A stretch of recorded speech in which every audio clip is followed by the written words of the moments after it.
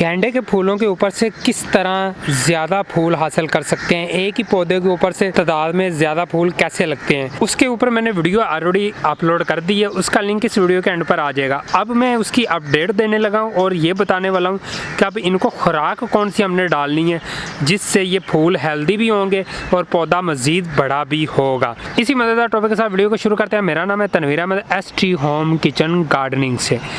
देखें, लिंक आपके साथ शेयर किया है, वो चाहे इसके बाद देख लीजिएगा।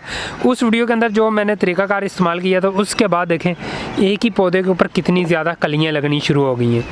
ये देखें, इस तरह ये भी पौधे, ये पत्तों के नीचे भी कलियाँ बनी हुई हैं और इसी तरह ये वाले भी हैं। ये देखें, ये छोटी छोटी सी कलियाँ निकल रही हैं और नीचे भी निकल रही हैं। ये देखें, यहाँ पे भी हैं और एक शाख के ऊपर 2-2 3-3 कलियाँ भी हैं। ये देखें, ये ऐसा क्यों हो रहा है वो उस वीडियो के अंदर हमने करके दिखाया था।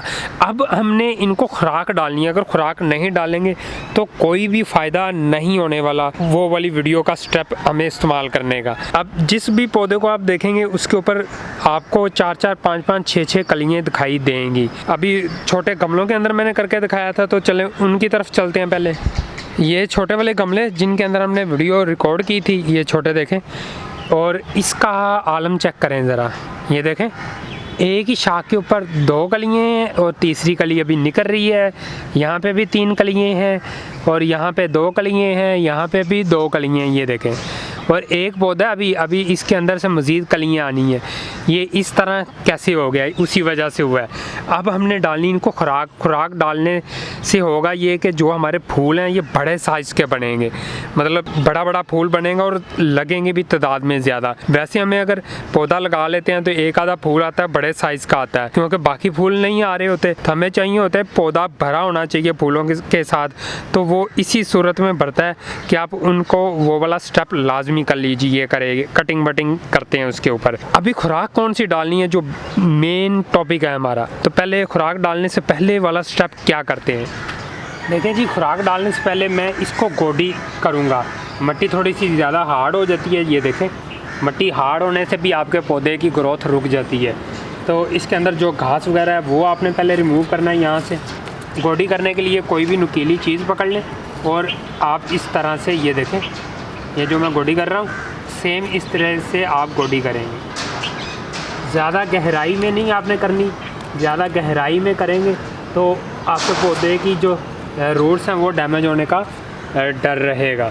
तो इस वजह से आपने 1 इंच 2 इंच गहरी सिर्फ गोडी करनी है।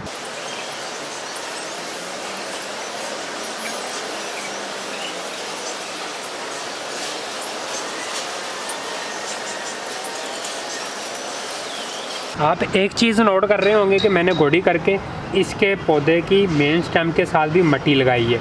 इसको मट्टी लगाना, मट्टी चढ़ाना भी बोलते हैं। तो ये आप इस तरह से मट्टी पौधे को लाजमी लगाएंगे। इससे ये होता है कि पौधा ज़रा थोड़ा सा स्ट्रॉन्ग हो जाता है।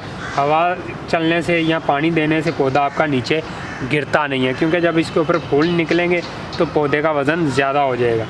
तो मट्टी आपने लाजमी लगा देनी करनी है। अब देखें, मट्टी लगाकर अब हमने इसको ऐड करनी है खाद हम कौन सी ऐड करेंगे मैं आपको तफसील से पहले बता दूं कि इसको हमने जो पहले खाद डाली थी वो यूरिया नाइट्रोजन डाली थी। मतलब अब आप दुकानदार को यूरिया खाद बोलेंगे वो आपको दे देंगे। यूरिया खाद आपने इन पौधों के अंदर शुरू में डाल देनी है जब इन पनीरी को ट्रांसप्लांट करते हैं।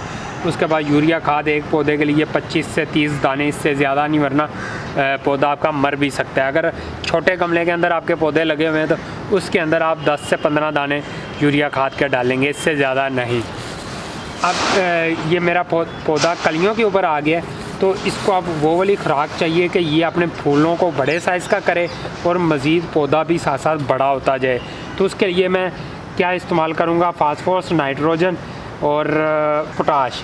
तो ये सारी चीज़ें एक ही खाद के अंदर होती हैं, उसको बोलते हैं NPK खाद।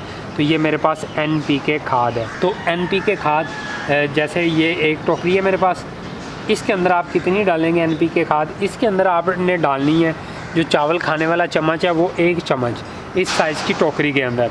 ये 1.5 फीट लंबी है और 1 फीट चौड़ी है।